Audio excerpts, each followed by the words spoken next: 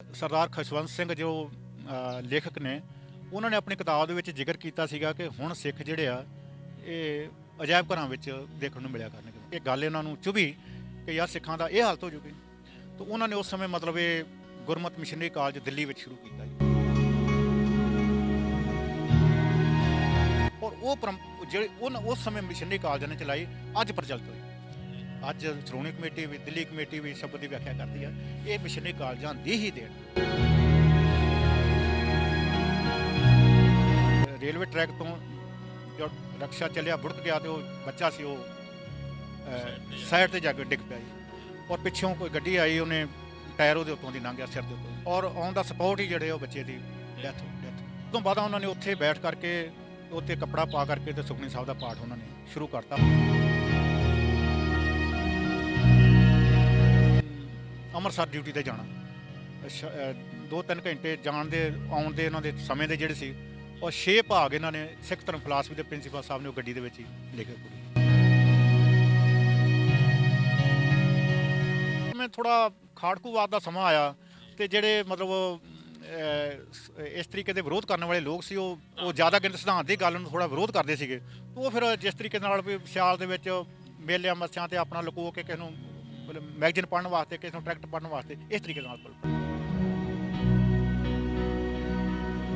ਮੈਂ ਤਾਂ 6ਵੀਂ ਜਮਾਤ ਸੀ, ਮੈਨੂੰ 7ਵੀਂ 8ਵੀਂ ਕਲਾਸ ਦੇ ਬੱਚਿਆਂ ਨੂੰ ਉਹਨਾਂ ਨੇ ਟਿਊਸ਼ਨ ਪੜ੍ਹਾਉਣ ਵਾਸਤੇ ਦੇ ਦਿੱਤੀ। ਬੜੀ ਵੱਡੀ ਗੱਲ ਹੈ, ਛੋਟੇ ਬੱਚੇ ਨੂੰ, ਛੋਟਾ ਬੱਚਾ ਹੀ ਕਵਾਂਗੇ ਆਪਾਂ, ਆਪ ਤੋਂ ਵੱਡਿਆਂ ਦੀ ਟਿਊਸ਼ਨ ਪੜ੍ਹਾਉਣ ਦਾ ਕੰਮ। ਰਿਜ਼ਲਟ ਬਣਾਉਣ ਦਾ ਲੱਗੇ ਹੋਇਆ ਤੇ ਸਾਡੇ ਵੱਲ ਉਹਨਾਂ ਨੇ ਕਾਫੀ 2-4 ਮਿੰਟਾਂ ਬਾਅਦ ਵੇਖਿਆ ਵੀ ਆਉਂਦੇ ਹਾਂਜੀ ਮਾਜਿਕ ਖਡੂਰ ਸਾਹਿਬ ਮੈਂ ਗੱਜਣ ਸਿੰਘ ਆਇਆ ਹਾਂ ਮਾਜਿਕ ਪਤਾ ਲੱਗਾ ਸੀ, ਕਹਿੰਦੇ ਹਾਂ ਠੀਕ ਹੈ। ਹੁਣ ਉਹ ਅਜੇ 2-4 ਦਿਨ ਹੋਏ ਸੀ ਤੇ ਮੈਂ ਵੇਖ ਕੇ ਬੜਾ ਦੰਗ ਰਹਿ ਗਿਆ ਕਿ ਕਿਸੇ ਬੰਦੇ ਦੀ ਬਾਈਪਾਸ ਸਰਜਰੀ ਹੋਇਆ 2-4 ਦਿਨਾਂ ਬਾਅਦ ਉਹ ਏਡਾ ਵੱਡਾ ਮਤਲਬ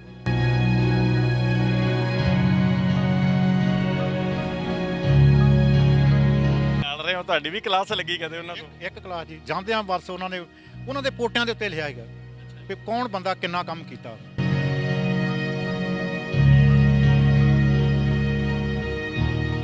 ਬਹੁਤ ਇੱਕ ਜੋ ਗੁਰਮਤਿ ਦਾ ਤੱਤ ਸਿਧਾਂਤ ਆ ਉਹ ਥੋੜ੍ਹੇ ਸ਼ਬਦਾਂ ਵਿੱਚ ਔਰ ਗੁਰਬਾਣੀ ਮਰਿਆਦਾ ਦੇ ਅਨੁਸਾਰ ਉਹਨਾਂ ਨੂੰ ਕਲਮਬੱਧ ਕਰਕੇ ਲੋਕਾਂ ਤੱਕ ਪਹੁੰਚਾਇਆ ਜਾਵੇ।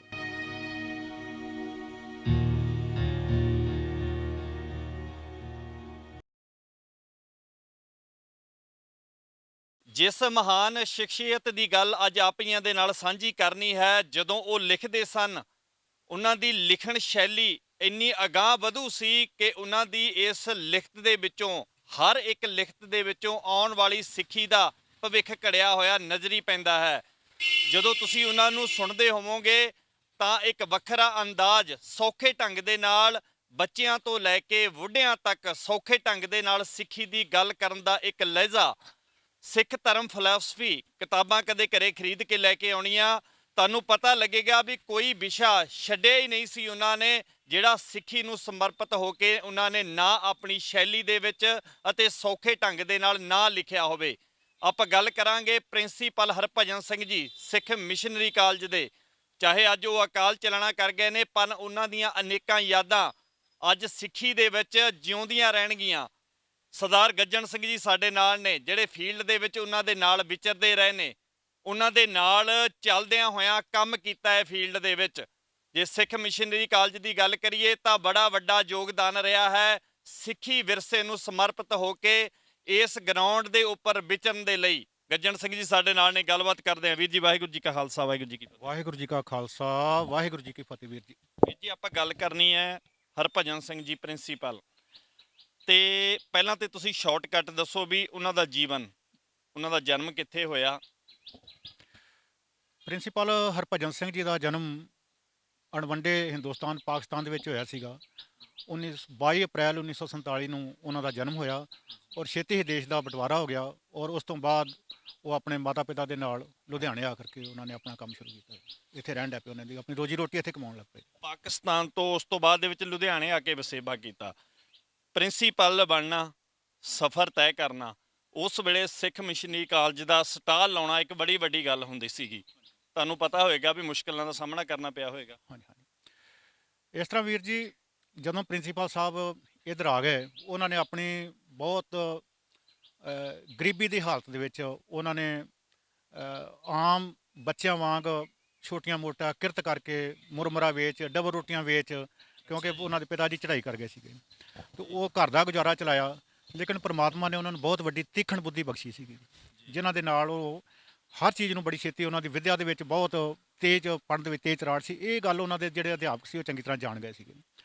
ਉਸ ਤੋਂ ਬਾਅਦ ਉਹਨਾਂ ਦੇ ਅਧਿਆਪਕਾਂ ਨੇ ਜਦੋਂ 5ਵੀਂ 6ਵੀਂ ਕਲਾਸ ਦੇ ਵਿੱਚ ਉਹ ਪਹੁੰਚੇ, ਤਾਂ ਉਹਨਾਂ ਦੇ ਅਧਿਆਪਕਾਂ ਨੇ ਮਤਲਬ ਉਹਨਾਂ ਨੂੰ ਕਿਹਾ ਕਿ ਤੁਸੀਂ ਬਹੁਤ ਤੁਹਾਡਾ ਦਿਮਾਗ ਤੇਜ਼ ਹੈ ਪੜ੍ਹਨ ਵਿੱਚ, ਤੇ ਤੁਸੀਂ ਬੱਚਿਆਂ ਨੂੰ ਟਿਊਸ਼ਨ ਪੜ੍ਹਾ ਕੇ ਤੇ ਆਪਣਾ ਜੋ ਰੋਜੀ ਰੋਟੀ ਦਾ ਹੋਰ ਕੰਮ ਚਲਾ ਲਓ ਮਤਲਬ। ਤਾਂ ਉਹ ਕਹਿੰਦੇ ਨੇ, ਪ੍ਰਿੰਸੀਪਲ ਸਾਹਿਬ ਦੱਸਦੇ ਨੇ ਕਿ ਅਸੀਂ ਮੈਂ ਤਾਂ 6ਵੀਂ ਜਮਾਤ ਸੀ, ਮੈਨੂੰ 7ਵੀਂ 8ਵੀਂ ਕਲਾਸ ਦੇ ਬੱਚਿਆਂ ਨੂੰ ਉਹਨਾਂ ਨੇ ਟਿਊਸ਼ਨ ਪੜ੍ਹਾਉਣ ਵਾਸਤੇ ਦੇ ਦਿੱਤੀ। ਬੜੀ ਵੱਡੀ ਗੱਲ ਹੈ, ਛੋਟੇ ਬੱਚੇ ਨੂੰ ਛੋਟਾ ਬੱਚਾ ਹੀ ਕਵਾਂਗੇ ਆਪਾਂ, ਆਪ ਤੋਂ ਵੱਡਿਆਂ ਦੀ ਟਿਊਸ਼ਨ ਪੜ੍ਹਾਉਣ ਦਾ ਕੰਮ। ਹਾਂਜੀ। ਤਾਂ ਉਹ ਕਹਿੰਦੇ ਨੇ ਕਿ ਇਸ ਤਰ੍ਹਾਂ ਮੇਰਾ ਟਿਊਸ਼ਨ ਪੜ੍ਹਾਉਣ ਦਾ ਜੋ ਸਿਲਸਿਲਾ ਸੀਗਾ ਚੱਲਦਾ ਗਿਆ। ਉਸ ਤੋਂ ਬਾਅਦ ਉਹਨਾਂ ਨੇ ਆਪਣੀ ਸਕੂਲੀ ਪੜ੍ਹਾਈ, ਉਸ ਤੋਂ ਬਾਅਦ ਉਦੋਂ ਪ੍ਰੀ ਯੂਨੀਵਰਸਿਟੀ ਹੁੰਦੀ ਸੀਗੀ, ਅੱਜ ਤੇ ਪ੍ਰੈਪ ਚੱਲ ਪਈ, ਅੱਜ ਕੱਲ੍ਹ ਤੇ +2 ਹੋ ਗਿਆ, ਉਦੋਂ ਪ੍ਰੀ ਯੂਨੀਵਰਸਿਟੀ ਹੁੰਦੀ ਸੀ। ਉਹ ਕੰਪਲੀਟ ਕਰਕੇ ਫਿਰ ਗੁਰੂ ਨਾਨਕ ਇੰਜੀਨੀਅਰਿੰਗ ਕਾਲਜ ਤੋਂ ਉਹਨਾਂ ਨੇ ਮਕੈਨੀਕਲ ਇੰਜੀਨੀਅਰਿੰਗ ਦੇ ਵਿੱਚ ਗੋਲਡ ਮੈਡਲ ਹਾਸਲ ਕਰਕੇ ਉਹਨਾਂ ਨੇ ਮਕੈਨੀਕਲ ਇੰਜੀਨੀਅਰਿੰਗ ਦੀ ਡਿਗਰੀ ਹਾਸਲ ਕੀਤੀ। ਹਾਂਜੀ। ਉਸ ਤੋਂ ਬਾਅਦ ਫਿਰ ਜੋ ਰੋਜੀ ਰੋਟੀ ਦਾ ਸਾਧਨ ਉਹਨਾਂ ਨੇ ਸੈਂਟਰਲ ਬੈਂਕ ਆਫ ਇੰਡੀਆ ਵਿੱਚ ਬਤੌਰ ਉਹਨਾਂ ਨੇ ਉੱਥੇ ਆਪਣਾ ਕੰਮ ਸ਼ੁਰੂ ਕੀਤਾ ਮੁਲਾਜ਼ਮ ਦੇ ਤੌਰ 'ਤੇ ਜੀ, ਔਰ ਮੈਨੇਜਰ ਦੇ ਉਹਨਾਂ ਨੇ ਅਹੁਦੇ ਤੱਕ ਪਹੁੰਚੇ ਉੱਥੇ ਬਾਅਦ। ਉਸ ਤੋਂ ਅੱਗੇ ਫਿਰ ਸਿੱਖ ਮਿਸ਼ਨਰੀ ਕਾਲਜ ਦੇ ਵਿੱਚ ਆਉਣਾ। ਹਾਂ, ਉਹ ਇਸ ਤਰ੍ਹਾਂ ਹੈ ਕਿ ਉਸ ਸਮੇਂ ਵੀ ਸਰਦਾਰ ਮਹਿੰਦਰ ਸਿੰਘ ਜੋਸ਼, ਉਹ ਵੀ ਬੈਂਕ ਦੇ ਵਿੱਚ ਕੰਮ ਕਰਦੇ ਸੀਗੇ, ਵੱਖਰੀਆਂ ਬੈਂਕਾਂ 'ਚ ਕੰਮ ਕਰਦੇ ਸੀਗੇ। ਔਰ 1952 ਦੇ ਵਿੱਚ ਸਰਦਾਰ ਖੁਸ਼ਵੰਤ ਸਿੰਘ ਜੋ ਲੇਖਕ ਨੇ, ਉਹਨਾਂ ਨੇ ਆਪਣੀ ਕਿਤਾਬ ਦੇ ਵਿੱਚ ਜ਼ਿਕਰ ਕੀਤਾ ਸੀਗਾ ਕਿ ਹੁਣ ਸਿੱਖ ਜਿਹੜੇ ਆ ਇਹ ਅਜਾਇਬ ਘਰਾਂ ਵਿੱਚ ਦੇਖਣ ਨੂੰ ਮਿਲਿਆ ਕਰਨਗੇ ਮਤਲਬ। ਤਾਂ ਉਹ ਹਾਂ, ਤਸਵੀਰ ਦੇਖਿਆ ਕਰੇਗੀ ਮਤਲਬ ਸਿੱਖਾਂ ਦੀ। ਤਾਂ ਉਸ ਸਮੇਂ ਸਰਦਾਰ ਮਹਿੰਦਰ ਸਿੰਘ ਜੋਸ਼, ਸਰਦਾਰ ਕੰਵਰ ਮਹਿੰਦਰ ਪ੍ਰਤਾਪ ਸਿੰਘ ਜੀ ਔਰ ਸਰਦਾਰ ਗਿਆਨੀ ਸੁਰਜੀਤ ਸਿੰਘ ਜੀ ਮਿਸ਼ਨਰੀ ਜੋ ਦਿੱਲੀ ਵਾਲੇ ਨੇ, ਇਹਨਾਂ ਨੇ ਅਗਾਂਹ ਉਸ ਸਮੇਂ ਇੱਕ ਬੜਾ ਇਹਨਾਂ ਨੇ ਆਪਣੇ ਮਨ 'ਤੇ ਇਹ ਗੱਲ ਇਹਨਾਂ ਨੂੰ ਚੁਭੀ ਕਿ ਯਾਰ ਸਿੱਖਾਂ ਦਾ ਇਹ ਹਾਲਤ ਹੋ ਜੂਗੀ। ਤਾਂ ਉਹਨਾਂ ਨੇ ਉਸ ਸਮੇਂ ਮਤਲਬ ਇਹ ਗੁਰਮਤਿ ਮਿਸ਼ਨਰੀ ਕਾਲਜ ਦਿੱਲੀ ਵਿੱਚ ਸ਼ੁਰੂ ਕੀਤਾ ਜੀ। ਤਾਂ ਉਸ ਸਮੇਂ ਪ੍ਰਿੰਸੀਪਲ ਸਾਹਿਬ ਨੇ ਉਹਨਾਂ ਦੇ ਨਾਲ ਮਤਲਬ ਉਹਨਾਂ ਮੋਢੀਆਂ ਦੇ ਵਿੱਚੋਂ ਨਾਲ ਪ੍ਰਿੰਸੀਪਲ ਸਾਹਿਬ ਵੀ ਨਾਲ ਸੀਗੇ। ਤਾਂ ਉਸ ਸਮੇਂ ਇਹਨਾਂ ਨੇ ਇਹ ਗੁਰਮਤਿ ਮਿਸ਼ਨਰੀ ਲਹਿਰ ਜਿਹੜੀ ਆ ਉਹ ਸ਼ੁਰੂ ਕੀਤੀ ਪ੍ਰਿੰਸੀਪਲ ਸਾਹਿਬ ਉਹਨਾਂ ਨੇ। ਆਪਾਂ ਮਿਸ਼ਨਰੀ ਲਹਿਰ ਦੀ ਗੱਲ ਕਰਦੇ ਹਾਂ, ਛੋਟੇ ਛੋਟੇ ਟਰੈਕਟ ਨੇ ਇਹਨਾਂ ਦੇ, ਟਰੈਕਟ ਪੜ੍ਹ ਕੇ ਆਪ ਮੁਹਾਰੇ ਹੀ ਸਾਨੂੰ ਪਤਾ ਲੱਗ ਜਾਂਦਾ ਵੀ ਅਸਲ ਵਿੱਚ ਸਾਡਾ ਵਿਰਸਾ ਕੀ ਹੈ। ਬੜਾ ਵੱਡਾ ਯੋਗਦਾਨ ਰਿਹਾ ਹੋਵੇਗਾ ਸਰਦਾਰ ਹਰਭਜਨ ਸਿੰਘ ਜੀ ਦਾ। ਹਾਂਜੀ ਹਾਂਜੀ। ਉਹ ਇਸ ਤਰ੍ਹਾਂ ਵੀ ਜੀ ਮਤਲਬ ਉਹ ਟਰੈਕਟ ਸ਼ੁਰੂ ਤੋਂ ਜੋ ਮਿਸ਼ਨਰੀ ਲਹਿਰ ਸੀਗੀ, ਉਹਨਾਂ ਦਾ ਮਕਸਦ ਇਹ ਸੀ ਕਿ ਪਹਿਲਾਂ ਲੋਕਾਂ ਨੂੰ, ਸੰਗਤ ਨੂੰ, ਮਤਲਬ ਆਪਣੇ ਨੌਜਵਾਨ ਪੀੜ੍ਹੀ ਨੂੰ ਸਿੱਖ ਇਤਿਹਾਸ ਜਾਂ ਸਿੱਖ ਸਿਧਾਂਤ ਨੇ, ਗੁਰਬਾਣੀ ਹੈ, ਮਰਿਆਦਾ ਦੇ ਨਾਲ, ਸਿੱਖ ਮਰਿਆਦਾ ਦੇ ਨਾਲ ਜੋੜਿਆ ਜਾਵੇ। ਉਹਦੇ ਵਾਸਤੇ ਸਭ ਤੋਂ ਵੱਡਾ ਜੋ ਤਰੀਕਾ ਸੀਗਾ ਉਹ ਸੀਗਾ ਕਿ ਸਸਤੇ ਤੇ ਔਰ ਸਟੀਕ ਜੋ ਚੀਜ਼ਾਂ ਨੇ ਉਹਨਾਂ ਨੂੰ ਘਰ ਘਰ ਪਹੁੰਚਾਇਆ ਜਾਵੇ। ਇਸ ਤਰੀਕੇ ਨਾਲ ਜੋ ਟਰੈਕਟ ਲਿਖਣ ਦਾ ਉਸੇ ਤੋਂ ਉਹ ਸ਼ੁਰੂ ਹੋ ਗਿਆ ਸੀਗਾ। ਗੁਰਮਤਿ ਮਿਸ਼ਨਰੀ ਲਹਿਰ ਤੋਂ ਉਹ ਕਿਤਾਬ 'ਚ ਜਿਹੜੀ ਸੀ ਘਰਾਂ ਵਿੱਚ ਵੰਡਣੇ ਇਹਨਾਂ ਨੇ ਸ਼ੁਰੂ ਕਰ ਦਿੱਤੇ। ਪ੍ਰਿੰਸੀਪਲ ਸਾਹਿਬ ਆਪ ਵੀ ਜਾ ਕੇ ਸਟਾਲ ਲਾਉਂਦੇ ਰਹੇ ਨੇ ਪਹਿਲਾਂ? ਹਾਂਜੀ, ਪ੍ਰਿੰਸੀਪਲ ਸਾਹਿਬ ਨੇ ਇਹ ਦੇਖੋ ਇੱਕ ਉਹ ਮੈਂ ਘਟਨਾ ਉਹਨਾਂ ਦੇ ਜੀਵਨ ਦੀ ਆ, ਬੜੀ ਪ੍ਰੇਰਨਾਮਈ ਘਟਨਾ ਹੈ ਕਿ ਉਹ ਮੈਨੇਜਰ ਹੁੰਦਿਆਂ ਹੋਇਆਂ ਵੀ ਸਟਾਲ, ਉਹ ਜਿੱਥੇ ਵੀ ਕੋਈ ਗੁਰਮਤਿ ਸਮਾਗਮ ਹੋਣਾ ਜਾਂ ਕੋਈ ਗੁਰਮਤਿ ਸਮਾਗਮ ਹੋਣਾ ਜਾਂ ਕੋਈ ਸਿੱਖੀ ਨਾਲ ਸੰਬੰਧਿਤ ਕਿਸੇ ਤਰੀਕੇ ਦਾ ਕੋਈ ਉੱਥੇ ਇਕੱਠ ਹੋਣਾ, ਤਾਂ ਉੱਥੇ ਉਹਨਾਂ ਨੇ ਸਟਾਲ ਜਾ ਕੇ ਲਾਉਣਾ। ਇਸੇ ਤਰ੍ਹਾਂ ਸਾਨੂੰ ਮੈਨੂੰ ਯਾਦ ਨਹੀਂ ਉਹ ਕਿਹੜੀ ਹੈ, 1973-74 ਦੀ ਗੱਲ ਆ। ਉਹਨਾਂ ਨੇ ਅੰਮ੍ਰਿਤਸਰ ਵਿਸਾਖੀ ਦੇ ਉੱਤੇ ਸਟਾਲ ਲੈ ਕੇ ਆਏ। ਉਸ ਸਟਾਲ ਆਪਣਾ ਬੋਰੀ ਵਿੱਚ ਕਿਤਾਬਾਂ ਪਾ ਕੇ ਤੇ ਉੱਥੇ ਬਾਈ ਬੱਸ ਲੈ ਕਰਕੇ ਤੇ ਉੱਥੇ ਰਕਸ਼ੇ ਜਿਹੜੀ ਉੱਥੇ ਦਰਬਾਰ ਸਾਹਿਬ ਸਟਾਲ ਲਿਆ ਜਾ ਕਰਕੇ। ਉਦੋਂ ਬਾਅਦ ਸਟਾਲ ਜੋ ਸਮਾਪਤੀ ਤੋਂ ਬਾਅਦ ਉਹਨਾਂ ਨੇ ਆਪਣੇ ਘਰ ਵਾਪਸ ਜਾਣਾ ਸੀ। ਉਸ ਸਮੇਂ ਉਹਨਾਂ ਦੇ ਨਾਲ ਛੋਟਾ ਬੱਚਾ, ਉਹਨਾਂ ਦਾ 10 ਸਾਲ ਦਾ ਬੱਚਾ ਵੀ ਉਹਨਾਂ ਦੇ ਨਾਲ ਸੀਗਾ। ਤੇ ਉਹ ਜਦੋਂ ਸ਼ਾਮ ਨੂੰ ਸਮਾਪਤੀ ਹੋਈ ਤੇ ਆਪਣੇ ਲੁਧਿਆਣੇ ਵਾਪਸ ਗਏ ਤੇ ਰਕਸ਼ੇ ਦੇ ਉੱਤੇ ਹੀ ਉਹਨਾਂ ਨੇ ਮਤਲਬ ਉਹ ਬੋਰੀ ਸਟਾਲ ਦੀ ਜੋ ਲਿਟਰੇਚਰ ਸੀ ਉਹ ਲੱਦਿਆ ਹੋਇਆ ਸੀਗਾ, ਉਹ ਸਾਥ ਹੀ ਆਪ ਵੀ ਬੱਚਾ ਸਾਥ ਹੀ ਬੈਠਾ। ਕਰਨੀ ਰੱਬ ਦੀ ਇਸ ਤਰ੍ਹਾਂ ਹੋਈ ਕਿ ਮਤਲਬ ਉਹ ਰੇਲਵੇ ਟਰੈਕ ਤੋਂ ਜੋ ਰਕਸ਼ਾ ਚੱਲਿਆ ਬੁੜਕ ਗਿਆ ਤੇ ਉਹ ਬੱਚਾ ਸੀ ਉਹ ਸਾਈਡ ਤੇ ਜਾ ਕੇ ਡਿੱਗ ਪਿਆ ਜੀ। ਔਰ ਪਿੱਛੋਂ ਕੋਈ ਗੱਡੀ ਆਈ, ਉਹਨੇ ਟਾਇਰ ਉਹਦੇ ਉੱਤੋਂ ਦੀ ਲੰਘ ਸਿਰ ਦੇ ਉੱਤੋਂ ਦੀ। ਬੱਚੇ ਦੇ ਉੱਪਰ ਦੀ ਟਾਇਰ ਬੱਚੇ ਨਾਲ, ਹਾਂਜੀ। ਔਰ ਔਨ ਦਾ ਸਪੋਰਟ ਹੀ ਜਿਹੜੇ ਉਹ ਬੱਚੇ ਦੀ ਡੈਥ ਹੋ ਗਈ। ਸੁਣਿਆ ਸੀਗਾ ਕਿ ਸਿੱਖ ਸੰਤ ਸਿੱਧਕੀ ਹੁੰਦੇ ਨੇ, ਬੜੇ ਧਰਮ ਭਾਣਾ ਮੰਨਣ ਵਾਲੇ ਹੁੰਦੇ ਨੇ, ਲੇਕਿਨ ਉਹਨਾਂ ਨਾਲ ਜੋ ਪੁਰਾਣੀ ਮਸ਼ੀਨਰੀ ਜੋ ਅਸੀਂ ਵੀ ਉਹਨਾਂ ਨਾਲ ਕਾਰਜ ਕਰਦੇ ਰਹੇ ਹਾਂ, ਇਹ ਗੱਲਾਂ ਬੜੀ ਵਾਰਾਂ ਅਸੀਂ ਸਾਨੂੰ ਪ੍ਰੇਰਨਾ ਮਿਲੀ ਇਹਨਾਂ ਚੀਜ਼ਾਂ ਤੋਂ ਕਿ ਭਾਈ ਭਿਖਾਰੀ ਜੀ ਦੀ ਸਾਖੀ ਸੰਗਤਾਂ ਵਿੱਚ ਆਮ ਸੁਣਦੇ ਬੜੀ ਉਹ ਕਿ ਕਿਸ ਤਰੀਕੇ ਨਾਲ ਸਿੱਖ ਸਿਦਕ ਨੂੰ, ਭਾਣੇ ਦੇ ਰੱਬ ਦੇ ਨੂੰ ਮੰਨਦੇ ਨੇ, ਸਿਦਕ 'ਚ ਰਹਿ ਕਰਕੇ। ਤੋ ਦੱਸਦੇ ਨੇ ਕਿ ਉਸ ਸਮੇਂ ਜਦੋਂ ਕਿਉਂਕਿ ਬੱਚੇ ਦੀ ਡੈਥ ਹੋ ਚੁੱਕੀ ਸੀ ਤੇ ਸਾਰੀ ਕਾਨੂੰਨੀ ਕਾਰਵਾਈ ਹੋਣੀ ਸੀ ਮਤਲਬ ਐਕਸੀਡੈਂਟਲ ਦੀ। ਇੱਕੋ ਹੀ ਬੱਚਾ ਸੀ ਜੀ ਉਹਨਾਂ ਦਾ ਗੱਲ? ਬੱਚਾ ਲੜਕਾ ਇੱਕ ਸੀ, ਦੋ ਲੜਕੀਆਂ ਸੀ, ਛੋਟਾ ਬੱਚਾ ਸੀ 10 ਸਾਲ ਦਾ। ਉਦੋਂ ਬਾਅਦ ਉਹਨਾਂ ਨੇ ਉੱਥੇ ਬੈਠ ਕਰਕੇ ਉੱਤੇ ਕੱਪੜਾ ਪਾ ਕਰਕੇ ਤੇ ਸੁਖਮਨੀ ਸਾਹਿਬ ਦਾ ਪਾਠ ਉਹਨਾਂ ਨੇ ਸ਼ੁਰੂ ਕਰਤਾ ਔਰ ਉਹਨਾਂ ਚਿਰ ਪਾਠ ਕਰਦੇ ਰਹੇ ਜਦੋਂ ਤੱਕ ਉਹਨਾਂ ਦੀ ਕਾਨੂੰਨੀ ਕਾਰਵਾਈ ਉਹਨਾਂ ਦੀ ਜੋ ਡੈੱਡ ਬੋਡੀ ਆ ਉਹ ਪੁਲਿਸ ਵਾਲੇ ਲੈ ਕੇ ਨਹੀਂ ਗਏ। ਉਸ ਤੋਂ ਬਾਅਦ ਘਰ ਜਾ ਕੇ ਵੀ ਉਹਨਾਂ ਨੇ ਮਤਲਬ ਭਾਣੇ 'ਚ ਰਹਿ ਕਰਕੇ ਤੇ ਉਹ ਬੜਾ ਅਕਾਲ ਪੁਰਖ ਦੇ ਭਾਣੇ ਨੂੰ ਉਹਨਾਂ ਨੇ ਮੰਨ ਕੇ ਮਤਲਬ ਇਹ ਚੀਜ਼ ਉਹਨਾਂ ਨੇ ਆਪਣੇ ਪਿੰਡੇ ਤੇ ਹੰਡਾਈ ਹੈ। ਜਾਣੀ ਕਿ ਇਹ ਕਹਿ ਸਕਦੇ ਹਾਂ ਆਪਾਂ ਵੀ ਇਕੱਲੀ ਕਹਿਣੀ ਦੇ ਨਹੀਂ, ਕਰਨੀ ਦੇ ਵੀ ਧਨੀ ਆਪਾਂ ਕਹਿ ਸਕਦੇ ਹਾਂ ਵੀ ਉਹ ਸੀਗੇ, ਹਨਾ। ਇੱਕ ਜੀ ਆਪਾਂ ਦੇਖਿਆ ਵੀ ਸਿੱਖ ਧਰਮ ਫਿਲਾਸਫੀ ਜਦੋਂ ਕਿਤਾਬਾਂ ਦਾ ਜ਼ਿਕਰ ਆਉਂਦਾ ਹੈ ਤਾਂ ਬੜੀ ਮਿਹਨਤ ਰਹੀ ਹੋਵੇਗੀ ਇਹ ਕਿਤਾਬਾਂ ਲਿਖਣ ਦੇ ਵਿੱਚ ਵੀ। ਹਾਂ ਜੀ, ਉਸ ਸਮੇਂ ਇਹਨਾਂ ਦੀ ਪੋਸਟਿੰਗ ਅੰਮ੍ਰਿਤਸਰ ਸੀਗੀ। ਤੋ ਉਦੋਂ ਇਹਨਾਂ ਨੇ ਲੁਧਿਆਣਿਓਂ ਗੱਡੀ ਤੇ ਬੈਠਣਾ ਔਰ ਅੰਮ੍ਰਿਤਸਰ ਡਿਊਟੀ ਤੇ ਜਾਣਾ। 2-3 ਘੰਟੇ ਜਾਣ ਦੇ ਆਉਣ ਦੇ ਇਹਨਾਂ ਦੇ ਸਮੇਂ ਦੇ ਜਿਹੜੇ ਸੀ ਔਰ 6 ਭਾਗ ਇਹਨਾਂ ਨੇ ਸਿੱਖ ਧਰਮ ਫਿਲਾਸਫੀ ਦੇ ਪ੍ਰਿੰਸੀਪਲ ਸਾਹਿਬ ਨੇ ਉਹ ਗੱਡੀ ਦੇ ਵਿੱਚ ਹੀ ਲਿਖੇ ਪੂਰੇ ਕੀਤੇ। ਜਾਣੀ ਕਿ ਡਿਊਟੀ ਤੇ ਆਉਣ ਜਾਣ ਦੇ ਵਿੱਚ ਹੀ ਜਿਹੜੇ ਉੱਥੇ ਮਿਹਨਤ ਕੀਤੀ ਹੈ ਗੱਡੀ ਦੇ ਵਿੱਚ ਉਹ ਲਿਖੇ ਨੇ ਸਾਰੇ। ਤੇ ਭਾਈ ਸਾਹਿਬ ਜੀ ਤੁਸੀਂ ਜਦੋਂ ਆਪਾਂ ਉਹ ਪੜ੍ਹਦੇ ਆ ਤੇ ਕੋਈ ਵਿਸ਼ਾ ਛੱਡੇ ਹੀ ਨਹੀਂ, ਬੜੇ ਸੌਖੇ ਤਰੀਕੇ ਦੇ ਨਾਲ ਗੁਰਮਤਿ ਦੀ ਸਮਝ ਆਉਂਦੀ ਹੈ। ਬਿਲਕੁਲ ਜੀ, ਮਤਲਬ ਜਿੰਨੇ ਵੀ ਆਪਣੀ ਸਿੱਖ ਧਰਮ ਦੀ ਫਿਲਾਸਫੀ ਦਾ ਮਤਲਬ ਹੈ ਜੋ ਸਾਡਾ ਤੱਤ ਆ, ਜਿੱਦਾਂ ਸੇਵਾ ਕਿਸ ਨੂੰ ਕਹਿੰਦੇ ਨੇ, ਸਿਮਰਨ ਕਿਸ ਨੂੰ ਕਹਿੰਦੇ ਨੇ, ਆਪਣੇ ਗੁਰਮਤਿ ਰਹਿਣੀ ਕੀ ਹੈ, ਸਾਡਾ ਲੰਗਰ ਦੀ ਕੀ ਪ੍ਰਥਾ ਹੈ, ਅੰਮ੍ਰਿਤ ਦਾ ਕੀ ਹੈ, ਉਹ ਜੋ ਵੀ ਵਿਸ਼ੇ ਨੇ ਘੱਟ ਤੋਂ ਘੱਟ ਉਹਨਾਂ ਦੇ ਵਿੱਚ ਬਹੁਤ ਸਾਰੇ ਵਿਸ਼ੇ 6 ਫਿਲਾਸਫੀਆਂ ਦੇ ਵਿੱਚ ਉਹਨਾਂ ਨੇ ਜੋ 2 ਸਾਲਾ ਪੱਤਰ ਵਿਹਾਰ ਕੋਰਸ ਵਿੱਚ ਜਦੋਂ ਆਪਾਂ ਕਰਦੇ ਹਾਂ ਉਹ ਸਾਰੀਆਂ ਜਿਹੜੀਆਂ ਸਿੱਖ ਧਰਮ ਦੀਆਂ ਫਿਲਾਸਫੀਆਂ ਉਹ ਫਿਲਾਸਫੀ ਆ ਕਿਤਾਬਾਂ ਨੇ ਉਹਨਾਂ ਵਿੱਚ ਆ ਜਾਂਦੇ ਆ। ਔਰ ਬਹੁਤ ਵੱਡੀ ਇੱਕ ਮੈਂ ਸਮਝਦਾ ਹਾਂ ਕਿ ਪਤਾ ਨਹੀਂ ਰੱਬ ਦੇ ਉਹਨਾਂ ਨੇ ਕਿਸ ਤਰੀਕੇ ਨਾਲ ਉਹਨਾਂ ਦੇ ਵਿੱਚ ਲਿਖਣ ਦੀ ਕਲਾ ਪਾਈ, ਕੋਈ ਇੰਨੇ ਵੱਡੇ ਸਿਧਾਂਤ ਉਹ ਸਾਨੂੰ ਛੋਟੇ ਜੇ ਇੱਕ ਉਹਨਾਂ ਕਿਤਾਬਾਂ ਦੇ ਵਿੱਚ ਸਾਨੂੰ ਲਿਖ ਕੇ ਦੇ ਗਏ। ਦੇਖੋ ਉਹਨਾਂ ਦਾ ਲਿਟਰੇਚਰ ਸਿੱਖ ਧਰਮ ਫਿਲਾਸਫੀ ਦੀ ਆਪਾਂ ਗੱਲ ਕੀਤੀ ਹੈ ਨਾ, ਇੱਕ ਇਸ ਤਰ੍ਹਾਂ ਦਾ ਨਹੀਂ ਲੱਗਦਾ ਜਿਵੇਂ ਆਪਾਂ ਛੋਟੇ ਜਿਹੇ ਬੱਚੇ ਨੂੰ ਇਦਾਂ ਚੁਟਕੀਆਂ ਮਾਰ ਕੇ ਕਦੇ ਉਹਨੂੰ ਖੜਨਾ ਸਿਖਾਉਂਦੇ ਆ, ਕਦੇ ਤੋਰਨਾ ਸਿਖਾਉਂਦੇ ਆ, ਹਨਾ, ਫਿਰ ਹੌਲੀ ਹੌਲੀ ਉਹ ਆਪੇ ਅੱਗੇ ਨੂੰ ਤੁਰਦਾ ਜਾਂਦਾ ਹੈਗਾ। ਆਪਾਂ ਨੂੰ ਇੰਜ ਨਹੀਂ ਲੱਗਦਾ ਵੀ ਉਹ ਛੋਟੇ ਛੋਟੇ ਟਰੈਕਟ ਪੜ੍ਹ ਕੇ ਸਿੱਖ ਧਰਮ ਫਿਲਾਸਫੀ ਦੀਆਂ ਕਿਤਾਬਾਂ ਪੜ੍ਹ ਕੇ ਹੌਲੀ ਹੌਲੀ ਬੰਦਾ ਜੀਵਨ ਗੁਜ਼ਾਰਨਾ ਅੱਗੇ ਆਪੇ ਹੀ ਸ਼ੁਰੂ ਕਰ ਦਿੰਦਾ?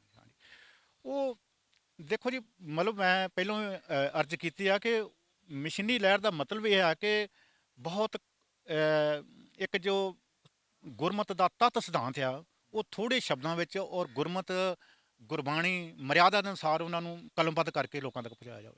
ਔਰ ਇਹੀ ਕੋਸ਼ਿਸ਼ ਰਹੀ ਪ੍ਰਿੰਸੀਪਲ ਸਾਹਿਬ ਦੀ ਵੀ ਕਿ ਉਹ ਜਿਹੜੀਆਂ ਕਿਤਾਬਾਂ ਨੇ ਉਹ ਬੜੀਆਂ ਬਹੁਤ ਸਾਰੀਆਂ ਉਹਨਾਂ ਨੇ ਦੱਸਦੇ ਸੀ ਸਾਨੂੰ ਕਿ ਉਹ ਰਾਤ ਭਰ ਲਾਇਬ੍ਰੇਰੀਆਂ ਵਿੱਚ ਬੈਠ ਕੇ ਬੜੀਆਂ ਜੋ ਵਿਦਵਾਨਾਂ ਨੇ ਕਿਤਾਬਾਂ ਲਿਖੀਆਂ ਸੀਗੀਆਂ ਉਹਨਾਂ ਦੇ ਵਿੱਚੋਂ ਪਹਿਲਾਂ ਨੋਟ ਤਿਆਰ ਕਰਨੇ, ਫਿਰ ਉਹਨਾਂ ਨੇ ਕਿਤਾਬਾਂ ਮਤਲਬ ਕਲਮਬੱਧ ਕੀਤੀਆਂ। ਬਹੁਤ ਵੱਡੀ ਮਿਹਨਤ ਆ ਇਹਦੇ ਵਿੱਚ। ਇੱਕ ਚੀਜ਼ ਹੋਰ ਹੈ ਜੀ, ਜਿਵੇਂ ਸੰਪਰਦਾਈ ਜਿਹੜੇ ਲੋਕ ਨੇ ਹਨਾ, ਜਦੋਂ ਇਦਾਂ ਦੀਆਂ ਕਿਤਾਬਾਂ ਫਿਲਾਸਫੀ ਦੀਆਂ ਕਿਤਾਬਾਂ ਆਉਂਦੇ ਸੀ, ਗੁਰੂ ਗ੍ਰੰਥ ਸਾਹਿਬ ਜੀ ਦੀ ਵਿਆਖਿਆ ਦੀ ਗੱਲ ਆਉਂਦੀ ਸੀ, ਸੇਵਾ ਅਸਲ ਵਿੱਚ ਕੀ ਹੈ, ਸਿਮਰਨ ਅਸਲ ਵਿੱਚ ਕੀ ਹੈ, ਜਦੋਂ ਇਹ ਗੱਲਾਂ ਸਾਹਮਣੇ ਆਉਂਦੀਆਂ ਸੀ ਤੇ ਬੜੀਆਂ ਮੁਸ਼ਕਲਾਂ ਵੀ ਆਉਂਦੀਆਂ ਹੋਣਗੀਆਂ ਨਾ।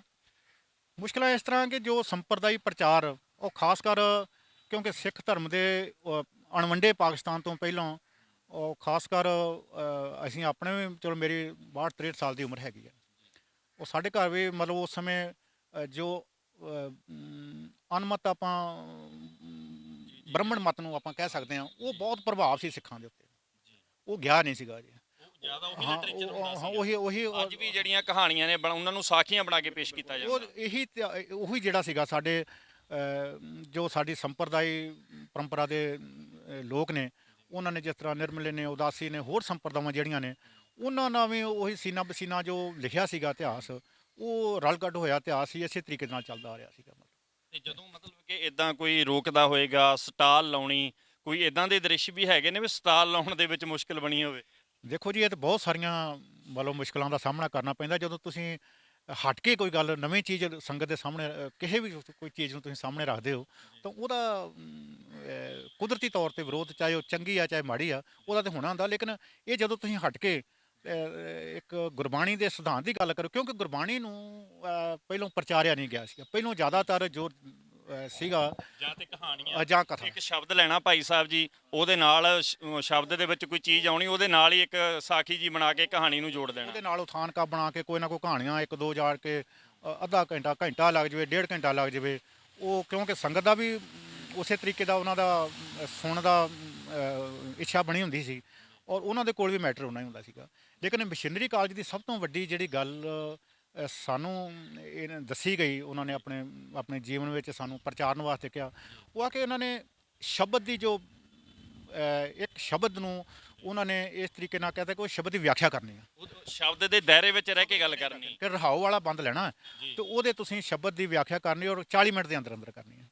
ਜੀ ਤੇ ਉਹਦੇ ਵਿੱਚ ਫਿਰ ਬਹੁਤ ਸਾਰੀ ਮਿਹਨਤ, ਜਦੋਂ ਤੁਸੀਂ 40 ਮਿੰਟ ਦੇ ਵਿੱਚ ਇੱਕ ਗੁਰਬਾਣੀ ਦਾ ਅਧਿਆਤ ਤੇ ਫਿਰ ਬਹੁਤ ਸਾਰੀ ਮਿਹਨਤ ਦੀ ਲੋੜ ਪੈਂਦੀ ਆ। ਗੁਰਬਾਣੀ ਪੜ੍ਹਨੀ ਆ, ਇਤਿਹਾਸ ਕਰਨਾ, ਉਹਨਾਂ ਨੂੰ ਤੁਸੀਂ ਉਹਨਾਂ ਦੇ ਪ੍ਰਮਾਣ ਉਹਨਾਂ ਨੂੰ ਵੇਖਣਾ ਕਿ ਉਹਦੇ ਸ਼ਬਦ ਦੇ ਨਾਲ ਕਿਹੜੇ ਪ੍ਰਮਾਣ ਜਿਹੜੇ ਉਹ ਢੁਕਦੇ ਨੇ। ਉਹਨਾਂ ਨੂੰ ਇਹ ਇੱਕ ਬਹੁਤ ਵੱਡੀ ਮਿਹਨਤ ਆ। ਔਰ ਉਹ ਜਿਹੜੇ ਉਸ ਸਮੇਂ ਮਿਸ਼ਨਰੀ ਕਾਲਜਾਂ ਨੇ ਚਲਾਈ, ਅੱਜ ਪ੍ਰਚਲਿਤ ਹੋਈ। ਅੱਜ ਸ਼੍ਰੋਮਣੀ ਕਮੇਟੀ ਵੀ, ਦਿੱਲੀ ਕਮੇਟੀ ਵੀ ਸ਼ਬਦ ਦੀ ਵਿਆਖਿਆ ਕਰਦੀ ਆ। ਇਹ ਮਿਸ਼ਨਰੀ ਕਾਲਜਾਂ ਦੀ ਹੀ ਦੇਣ ਆ।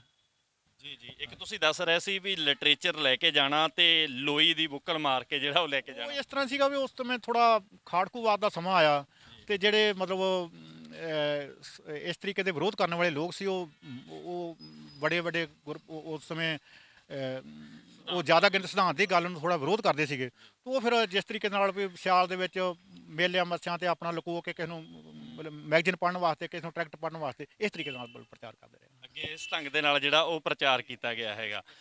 ਤੇ ਜਿਵੇਂ ਭਾਈ ਸਾਹਿਬ ਜੀ ਆਪਾਂ ਗੱਲ ਕਰਦੇ ਹਾਂ ਸਿਧਾਂਤ ਦੀ, ਤੁਸੀਂ ਗੱਲ ਕੀਤੀ ਹੈ, ਸਿੱਖਿਆ ਦੀ ਗੱਲ ਕੀਤੀ ਹੈ, ਇਹਦੇ ਵਿੱਚ ਅਨੇਕਾਂ ਮੁਸ਼ਕਲਾਂ ਆਈਆਂ ਜਦੋਂ ਲਿਟਰੇਚਰ ਤੱਕ ਵੰਡਿਆ, ਜਦੋਂ ਸਪੀਚ ਦੇ ਵਿੱਚ ਵੀ ਹਰਭਜਨ ਸਿੰਘ ਜੀ ਗੱਲ ਕਰਦੇ ਰਹੇ ਉਦੋਂ ਵੀ ਮੁਸ਼ਕਲਾਂ ਬਣਦੀਆਂ ਹੋਣਗੀਆਂ, ਸਟੇਜੀ ਸਿਸਟਮ ਦੀਆਂ ਮੁਸ਼ਕਲਾਂ ਬਣ ਜਾਂਦੀਆਂ ਹੋਣਗੀਆਂ। ਡੋਲਦੇ ਸੀ ਜਾਂ ਚੜ੍ਹਦੀ ਕਲਾ ਦੇ ਵਿੱਚ ਰਹਿੰਦੇ ਸੀ? ਵੀਰ ਜੀ, ਪ੍ਰਿੰਸੀਪਲ ਸਾਹਿਬ ਜਿਹੜਾ ਸੀ ਨਾ, ਉਹ ਤੇ ਮੈਂ ਸ਼ਬਦ ਨਹੀਂ ਮੇਰੇ ਕੋਲ ਕਿ ਉਹਨਾਂ ਦੇ ਜੀਵਨ ਦੀ ਵਿਆਖਿਆ ਕਰ ਸਕਾਂ। ਮਤਲਬ ਇੱਕ ਸਰੀਰ ਦੇ ਪੁਤਲੇ ਦੇ ਵਿੱਚ ਰੱਬ ਨੇ ਇੰਨੇ ਗੁਣ ਮੈਂ ਆਪਣੀ ਜ਼ਿੰਦਗੀ 'ਚ ਨਹੀਂ ਵੇਖੇ। ਮੈਂ ਗੁਰੂ ਘਰ ਦੀ ਧਰਤੀ 'ਤੇ ਬੈਠਾ। ਇੱਕ ਉਹ ਸਿੱਖ, ਅਨੁਸ਼ਾਸਨ ਦੇ ਪੱਕੇ, ਪ੍ਰਬੰਧਕ ਏਡੇ ਵੱਡੇ ਤਗੜੇ, ਔਰ ਫਿਰ ਵਿਦਵਾਨ, ਗੁਰਬਾਣੀ, ਆਪਣੇ ਗੁਰਬਾਣੀ ਵਿਆਕਰਣ, ਰਹਿਤ ਮਰਿਆਦਾ, ਸਿੱਖ ਸਿਧਾਂਤ, ਸਿੱਖ ਫਿਲਾਸਫੀ। ਮਤਲਬ ਸਿੱਖ ਮਿਸ਼ਨਰੀ ਕਾਲਜ ਦੇ ਜਦੋਂ ਸਾਲਾਨਾ ਪ੍ਰੋਗਰਾਮ ਹੁੰਦੇ ਸੀ, ਉਹਨਾਂ ਨੇ ਜੇ ਕੀਰਤਨ ਮੁਕਾਬਲੇ ਤਾਂ ਵੀ ਉਹਨਾਂ ਦੇ ਵਿੱਚ ਉਹ ਮੇਨ ਜੱਜ, ਜੇ ਕਵਿਤਾ ਮੁਕਾਬਲੇ ਤਾਂ ਵੀ ਉਹਨਾਂ ਦੇ ਵਿੱਚ ਮੇਨ ਜੱਜ, ਜੇ ਉਹਨਾਂ ਦੇ ਵਿੱਚ ਆਪਣੇ ਕੀਰਤਨ ਵਾਲੇ ਤਾਂ ਵੀ ਮੇਨ ਜੱਜ, ਜੇ ਲੈਕਚਰ ਵਾਲਾ ਤਾਂ ਵੀ ਉਹ ਮੇਨ ਜੱਜ।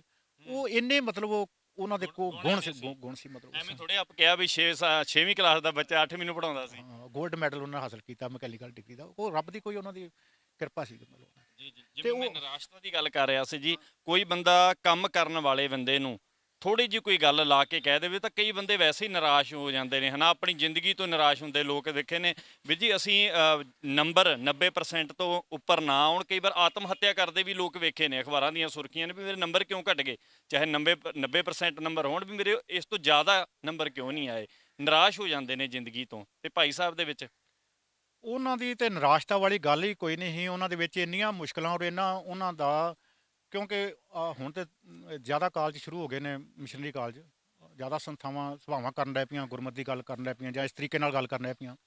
ਉਸ ਸਮੇਂ ਬਹੁਤ ਜ਼ਿਆਦਾ ਵਿਰੋਧ ਹੋਇਆ, ਔਰ ਅਸੀਂ ਇਸ ਚੀਜ਼ ਦੇ ਗਵਾਹ ਹਾਂ ਕਿ ਉਹਨਾਂ ਦੇ ਚਿਹਰੇ ਤੇ ਸ਼ਿਕਨ ਤੱਕ ਨਹੀਂ ਸੀ ਆਉਂਦੀ। ਅੱਛਾ ਜੀ, ਜਦੋਂ ਵਿਰੋਧ ਹੁੰਦਾ ਨਾ ਨਾ ਨਾ ਨਾ ਨਾ ਨਾ, ਉਹਨਾਂ ਨੇ ਉਸੇ ਵੇਲੇ ਬੰਦੇ ਆਪਣੇ ਮਤਲਬ ਉਹਨਾਂ ਨਾਲ ਸਲਾਹ ਮਸ਼ਵਰਾ ਜ਼ਰੂਰ ਕਰਨਾ, ਲੇਕਿਨ ਕਦੇ ਉਹਨਾਂ ਦੇ ਚਿਹਰੇ ਤੇ ਇਹ ਨਹੀਂ ਹੋਇਆ ਕਿ ਮਤਲਬ ਉਹ ਘਬਰਾ ਗਏ ਨੇ ਜਾਂ ਕੰਮ ਨੂੰ ਘੱਟ ਕਰ ਦੇਣਗੇ ਜਾਂ ਮਤਲਬ ਉਹ ਪਿਛਾਂਹ ਹਟ ਜਾਣਗੇ।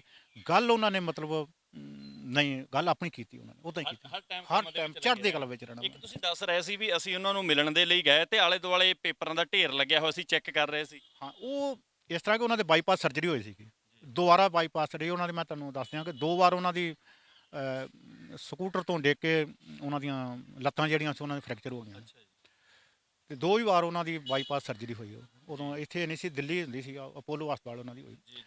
ਤੋ ਕੁਦਰਤੀ ਅਸੀਂ ਸਵੇਰੇ ਇਸ ਵਕਤ ਕੋਈ ਕਾਲਜ ਦੇ ਵਿੱਚ ਲਿਟਰੇਚਰ ਲੈਣ ਗਏ ਸੀਗੇ, ਮੈਂ ਤੇ ਮੇਰਾ ਸਾਥੀ ਸੀਗੇ। ਤੋ ਮੈਂ ਪੁੱਛ ਬੈਠਾ, ਮੈਂ ਕਿਹਾ ਜੀ ਪ੍ਰਿੰਸੀਪਲ, ਸਾਨੂੰ ਨਹੀਂ ਸੀ ਪਤਾ ਕਿ ਉਹਨਾਂ ਦਾ ਫੇਰ ਆਪਰੇਸ਼ਨ ਹੋਇਆ। ਅਸੀਂ ਚੱਲ ਗਏ ਉਹਨਾਂ ਦੇ ਘਰ, ਉਹਨਾਂ ਨੂੰ ਦਫ਼ਤਰ ਪੁੱਛਿਆ ਕਿ ਅਸੀਂ ਪ੍ਰਿੰਸੀਪਲ ਸਾਹਿਬ ਦੇ ਦਰਸ਼ਨ ਕਰਨੇ, ਮਿਲਣਾ ਉਹਨਾਂ ਨੂੰ। ਉਹ ਕਹਿੰਦੇ ਉਹਨਾਂ ਦਾ ਬਾਈਪਾਸ ਹੋਇਆ। ਤੇ ਮੈਂ ਕਿਹਾ ਜੀ ਅਸੀਂ ਕੋਈ ਗੱਲ ਨਹੀਂ, ਫਤਿਹ ਬੁਲਾ ਕੇ ਆ ਜਾਵਾਂਗੇ ਜੀ, ਕਿ ਜੋ ਆਰਾਮ ਕਰਦੇ ਹੋਣਗੇ ਤੇ ਮਿਲ ਕੇ ਆ ਜਾਵਾਂਗੇ। ਉਹ ਅਸੀਂ ਗਏ ਤੇ ਜਾਂ ਬੈਠੇ, ਤੇ ਉਹਨਾਂ ਦੇ ਉਸ ਸਮੇਂ ਜੋ ਧਾਰਮਿਕ ਪ੍ਰੀਖਿਆ ਹੋ ਕੇ ਹਟੀ ਸੀ, ਕਿਉਂ ਨਵੰਬਰ 'ਚ ਹੋ ਜਾਂਦੀ ਆ, ਤੇ ਇਹਦਾ ਜਨਵਰੀ 'ਚ ਰਿਜ਼ਲਟ ਤਿਆਰ ਹੁੰਦਾ, ਮਤਲਬ ਫਿਰ ਸਾਰੇ ਸਕੂਲਾਂ ਨੂੰ ਰਿਜ਼ਲਟ ਸਰਕੂਲੇਟ ਕਰਦੇ ਆ।